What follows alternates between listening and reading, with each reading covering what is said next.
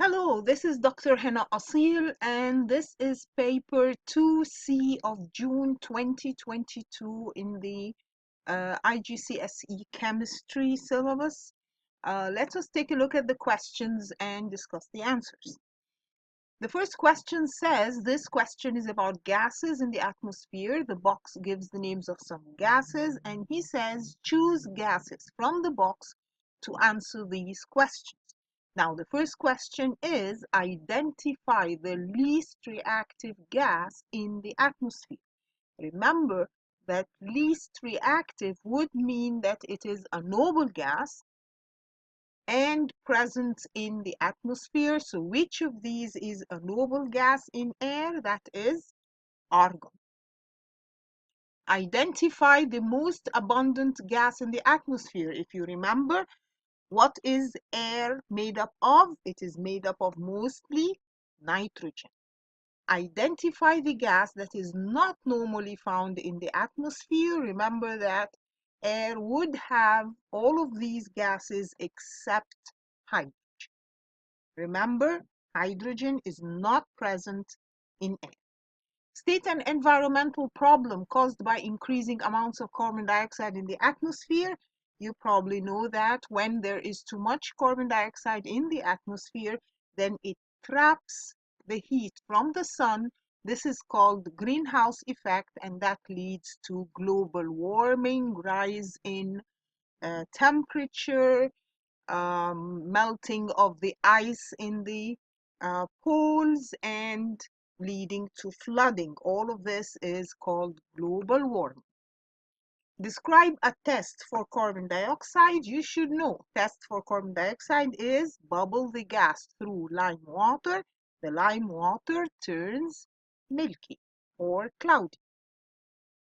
Then the second question says the diagram shows two pieces of apparatus, X and Y. Give the name of each piece of apparatus. So what is X?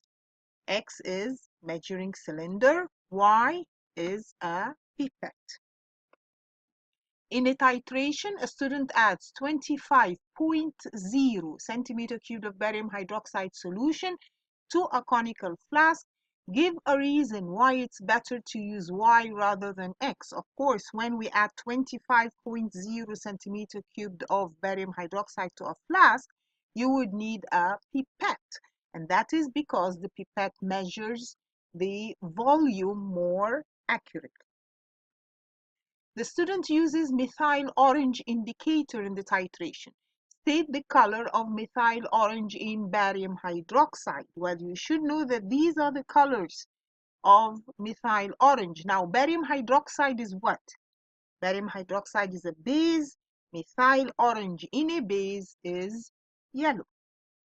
Give a reason why universal indicator is not suitable for use in a titration. We never use universal indicator when doing titration.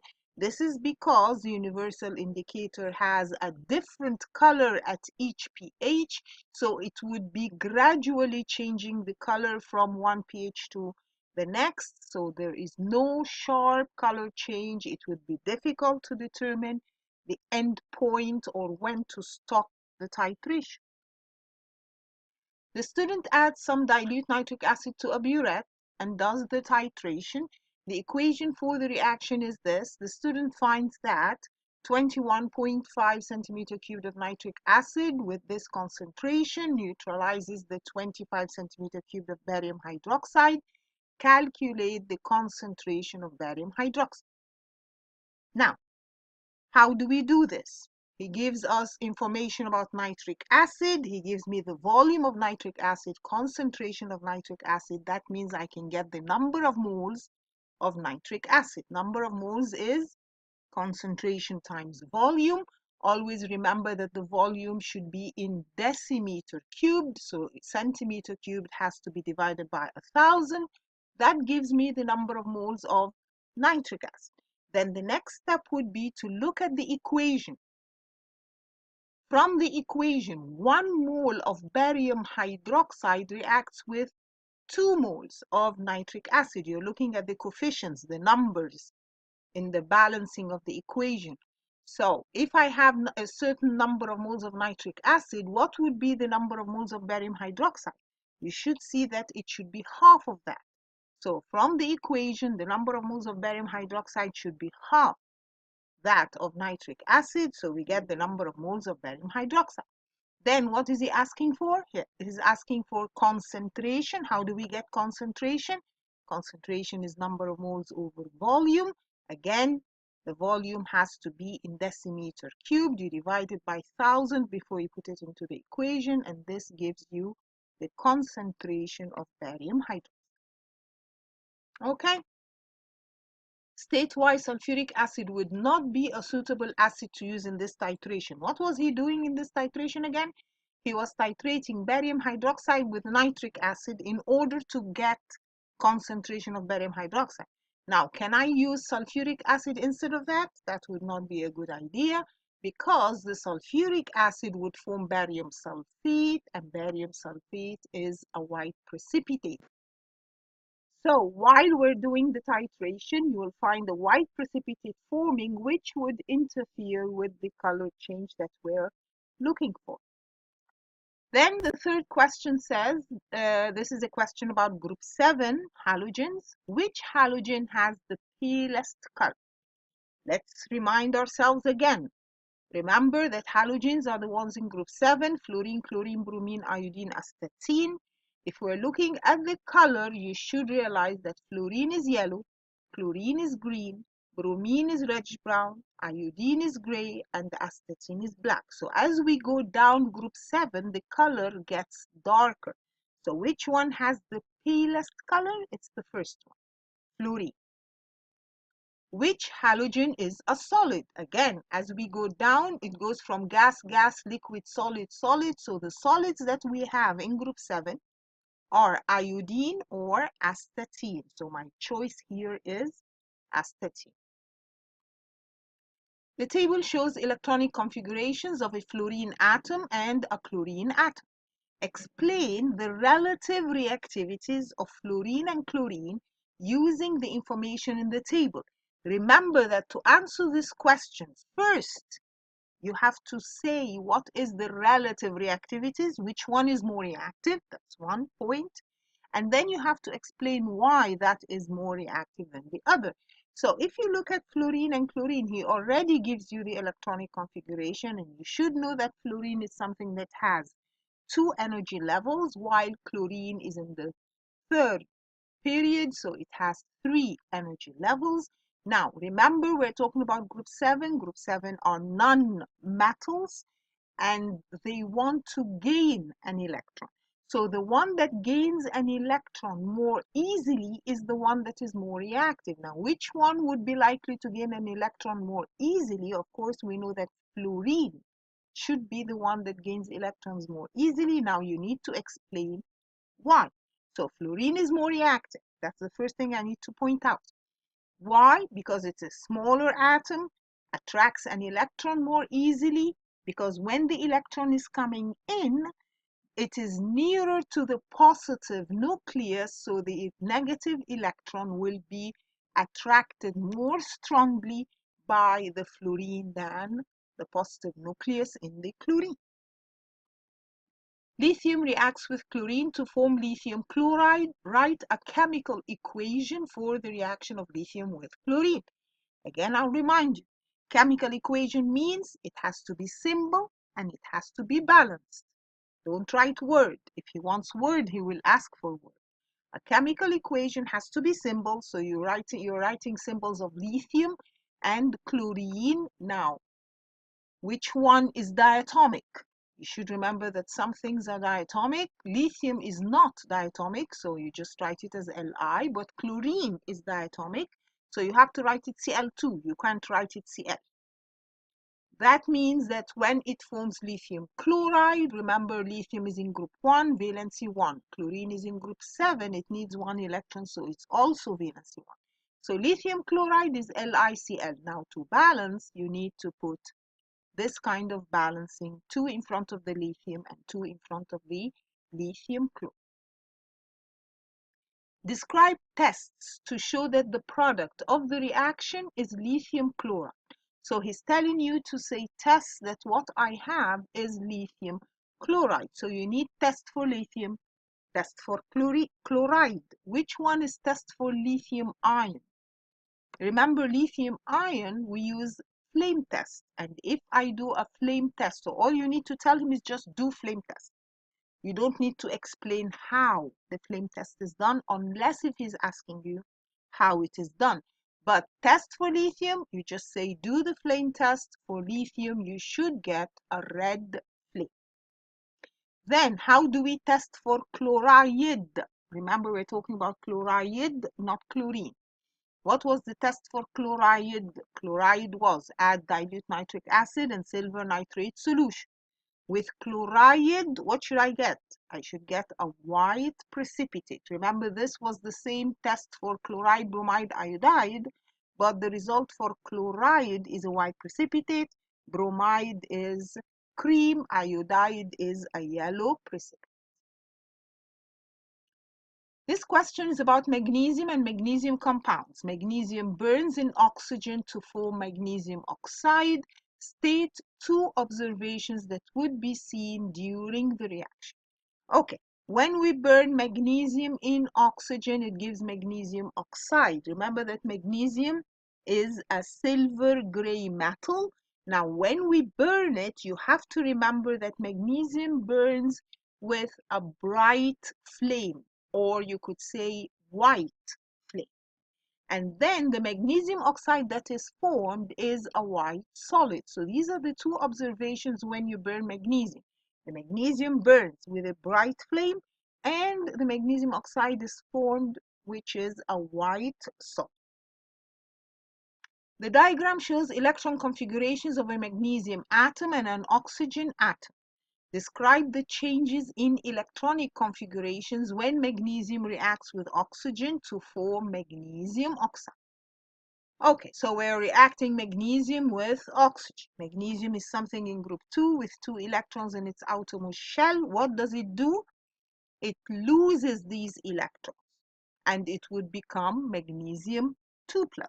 Now the oxygen is in group 6. It has 6 electrons in its outermost shell. It will gain these 2 electrons and become O2-.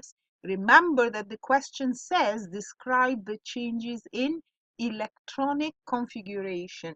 So what happens to the magnesium atom? It loses 2 electrons. So it is left with electron configuration 2,8. Oxygen had 2,6. Now when it gains 2 electrons, it also becomes 2,8. Magnesium can be produced by the electrolysis of molten magnesium chloride.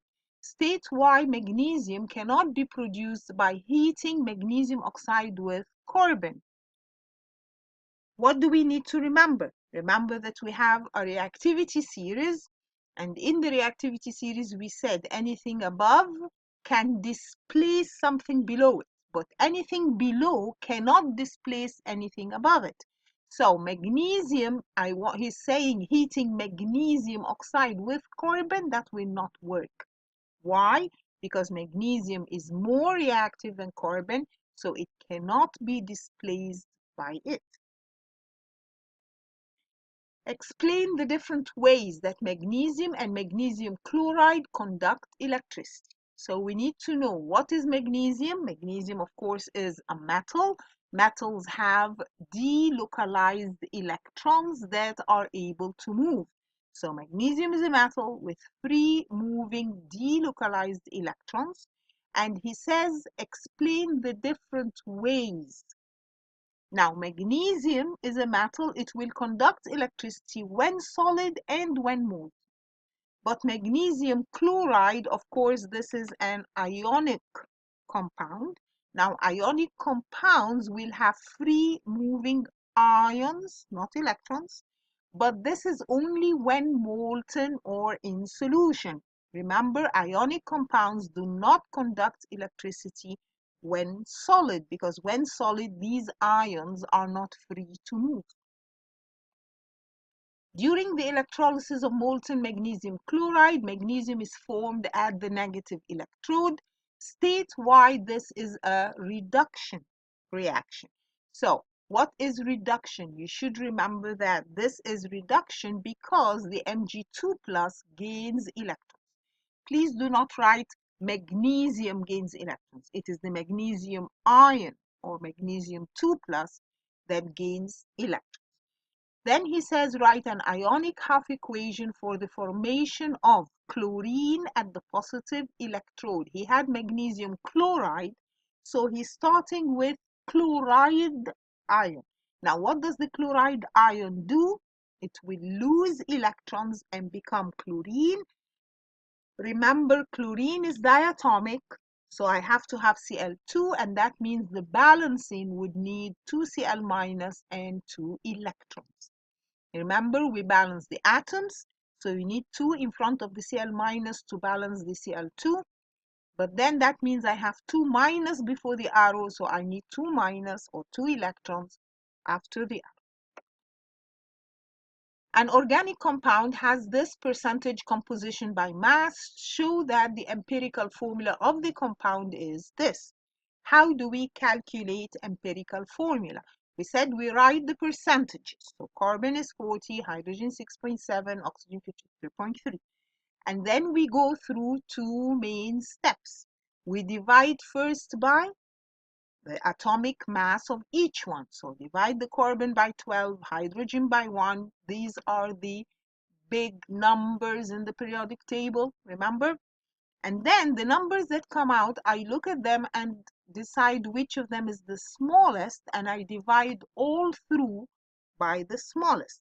I get these simple ratios, and that means that my formula is CH2O. Draw the structural formula of a compound with the molecular formula C2H4O2. This is something that has 2 carbons, but it also has 2 oxygens. I want to remind you that if he tells you to draw the structure of something and it has 2 oxygens, it is probably an acid. So this would be a possible structure for C2H4O2. So this is ethanoic acid. Then he says methanoic acid, which is the acid with 1 carbon, reacts with sodium carbonate to give 3 products. Complete the equation. Of course, this is an acid. It's a carboxylic acid, but then it's an acid. Acid with carbonate should give what? Acid plus carbonate should give some sort of salt plus carbon dioxide plus water. Now, when we're talking about an organic compound, how do we draw the salt? We remove that final hydrogen and we put the metal. So instead of HCOOH, I have HCOO, plus carbon dioxide plus water, and then you balance. So you need a 2 in front of that compound. Remember, that compound that is formed is called sodium methanoate. So my products are sodium methanoate plus carbon dioxide plus water. Now state what you would observe. Of course, this is something that gives out carbon dioxide gas, and anything that gives out a gas, you will see bubbles of gas or effervescence or fizzing. Methanoic acid also reacts with propanol to form an ester. The equation for the reaction is this. Give the name of the ester. How do we name an ester? We start with the name of the alcohol. What was the name of the alcohol? Propanol. Then this will be propyl something. Now, what is the name of the acid? Methanoic acid. Then the ester is propyl methanoate. That's how we name an ester. State what is meant by the symbol. Of course, when you have this symbol in an equation, it means that it is a reversible reaction.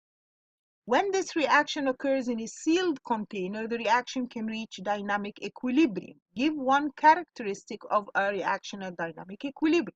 Remember that we said a reversible reaction will go forward and backward until it reaches equilibrium. Now, what does that mean? It means the rate of the forward reaction equals rate of backward reaction, and concentration of reactants and products remain constant. Here he wants only one of these, so you can write any one of them. Okay? A polyester forms when butane dioic acid reacts with ethane dye.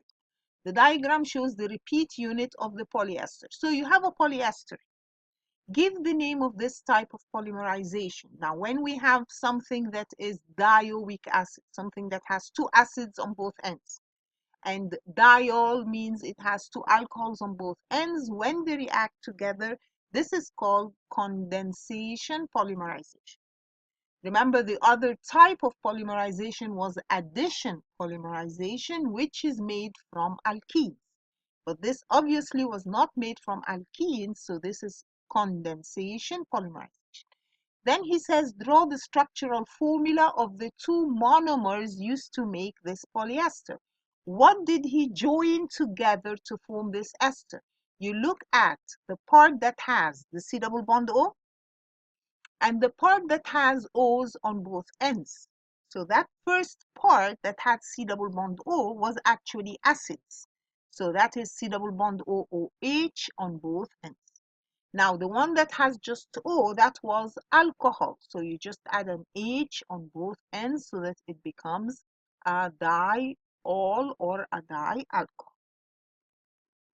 Titanium is an important metal in industry. Titanium dioxide can be converted into titanium metal in two stages.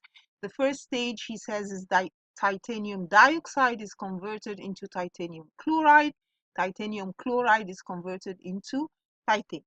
So he gives me this equation and he says, calculate the volume in decimeter cubed of chlorine gas at room temperature and pressure needed to react completely with 20 tons of titanium dioxide. Remember, we said the first thing that you do, the information that he gives you, you have to use it to get number of moles. So he says I have 20 tons of titanium dioxide.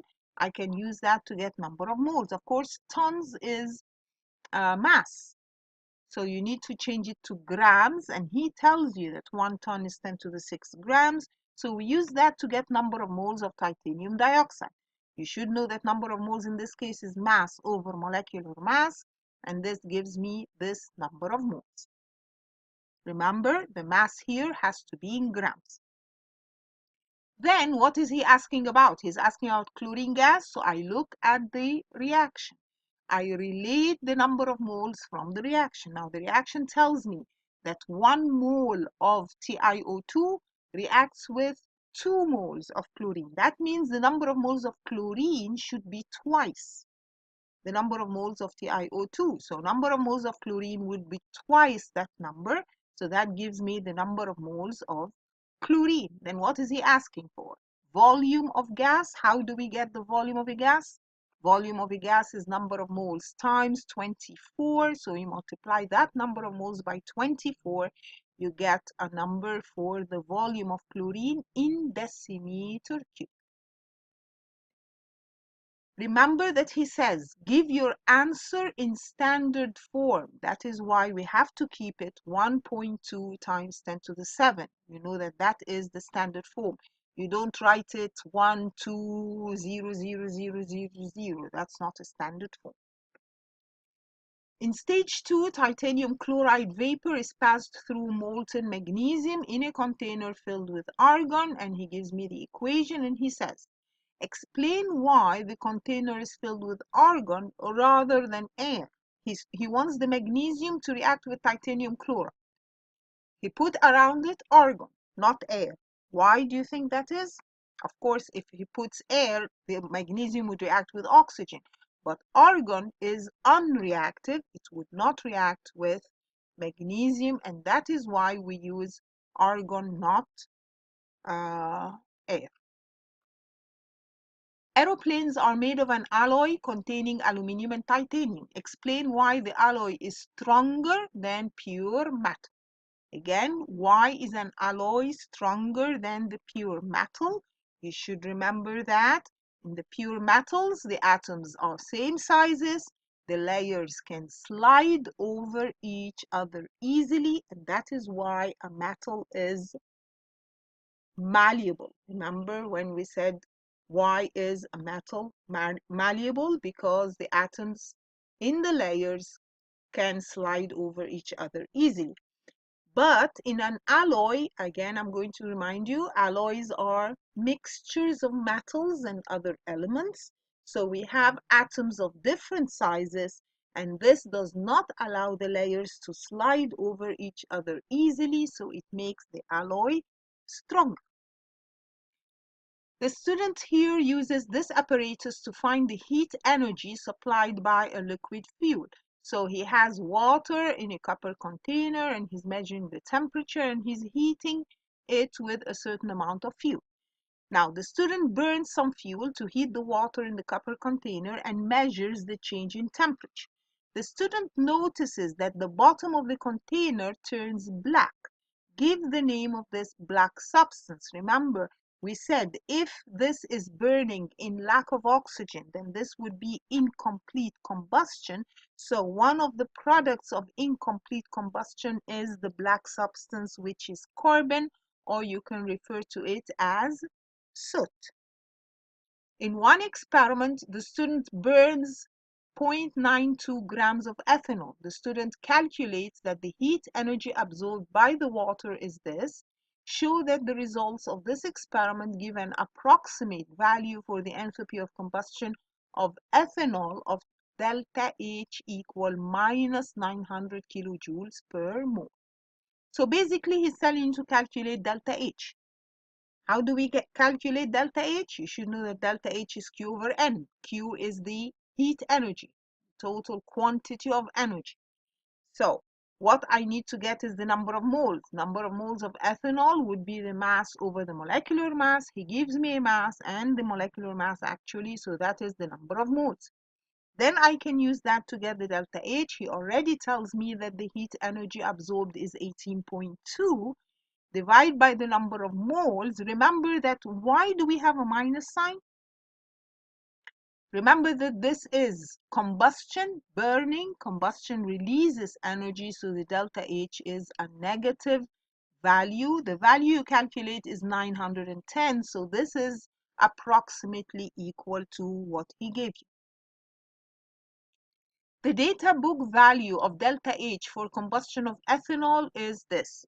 Now give two reasons why the student's value is much lower than the data book. Remember, we got 900 or 910. He says, no, it shouldn't be 900 or 910. It should be actually 1,367. Why is it such a low number? Remember, when we do this kind of experiments, there is heat loss to the surroundings and there is incomplete combustion of the ethanol, so it does not release as much energy as it should.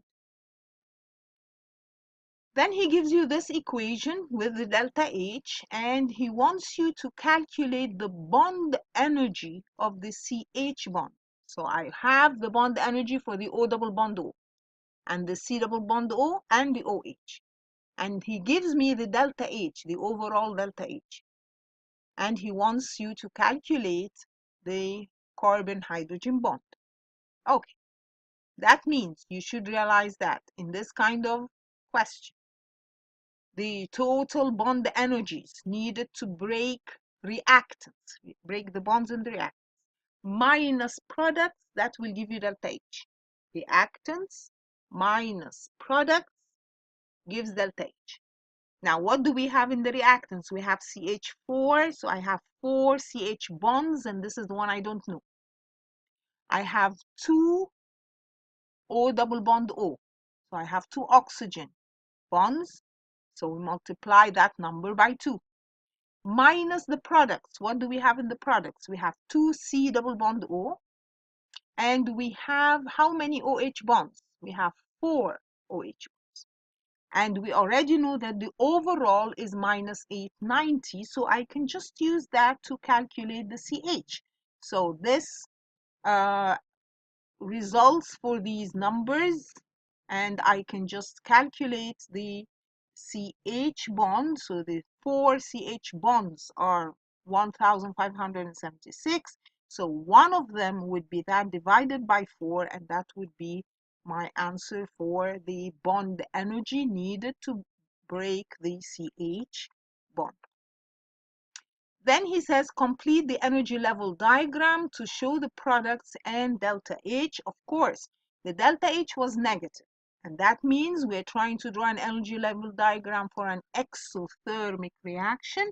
Exothermic reaction means the reactants give out heat, so the products have less energy than the reactants, and the difference in energy is the delta H. So this is what you should be drawing. Okay? Okay. I hope this was clear to you, useful, and please keep listening.